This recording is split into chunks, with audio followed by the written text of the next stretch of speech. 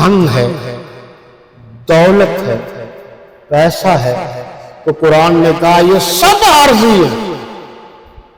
ظاہر ہے کہ جب انسان دنیا سے چلا جائے گا تجارت ہر چیز ختم، پیچھے اور وارث بن جائیں گے۔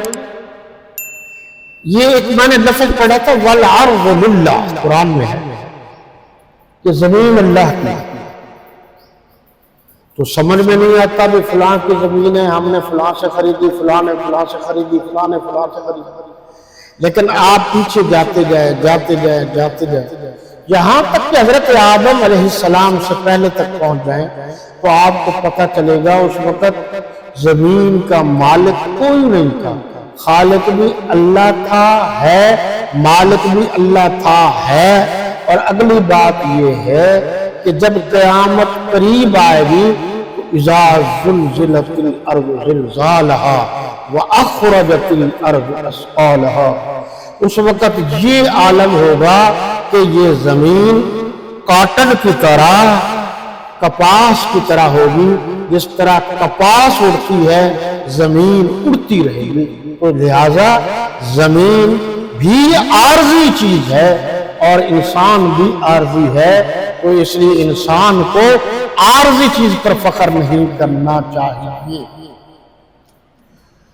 یہودی ایک بات اور کہتے تھے، وہ کہتے تھے جی 600 سال ہو گئے، 1400 سال ہو گئے، ہم میں نبی آ رہا ہے، اب جو آخر الزمان پیغمبر ہیں وہ بھی ہم میں ہونا چاہیے، یعنی بنی اسرائیل میں سے ہونا چاہیے، جبکہ پیغمبر آئے بنی اسماعیل میں سے۔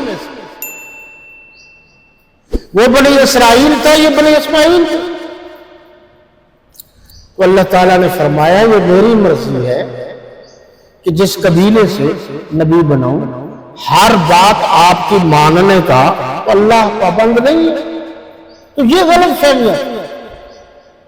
اب یہ بھی ضد ہوتی تھی، یہ آپ نے بارہا علماء سے سنا ہوگا کہ اللہ کے نبی صلی اللہ علیہ وسلم جب تشریف لے آئے تو بہت سارے چودھری کہ چودھری ہم ہیں، سونے کے پہاڑ ہمارے پاس ہیں اور قیمتی قیمتی اونٹ ہمارے پاس ہیں، تو ہم میں سے کوئی نبی بنتا، غریب کو کیوں نبی بنتا؟ یہ بھی ایک اعتراض کرتے تھے۔ اور یہ بھی اعتراض کرتے تھے اچھا نبی انسانوں میں سے ہوتا ہے، یار ملائک میں سے ہوتا تو کتنا اچھا ہوتا ہے، یہ تو ہماری طرح کھاتے بھی ہیں، ہماری طرح پیتے بھی ہیں، ہماری طرح بیٹھتے بھی ہیں، سوتے بھی ہیں، جاگتے بھی ہیں۔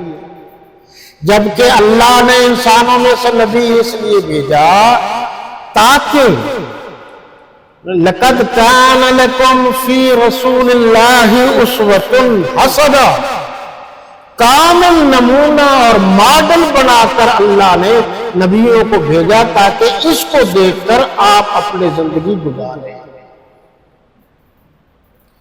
یہ اسوہ حسنہ سے مراد نمونہ ہے، ماڈل ہے، تاکہ آپ اس کو دیکھ کر زندگی گزاریں۔ تو اللہ تعالیٰ نے بنو اسماعیل میں سے پیغمبر بھیجا، بنی اسرائیل میں سے۔ اور اس کے بعد یہ آیت نمبر 91 ہے جو ہمارے درس کی آج کی آخری آیت ہے۔ اس میں کہا گیا کہ یہ عجیب لوگ ہیں، پہلے انجیل کا کفر کیا، کفر کے معنی ہے انکار کرنے،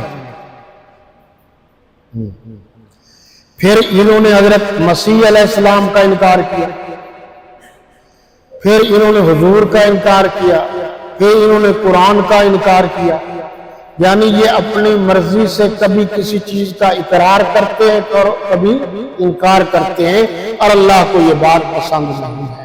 باقی آئندہ اللہ پاک ہم سب کو صراط مستقیم پر عمل کرنے کی توفیق عطا فرمائے۔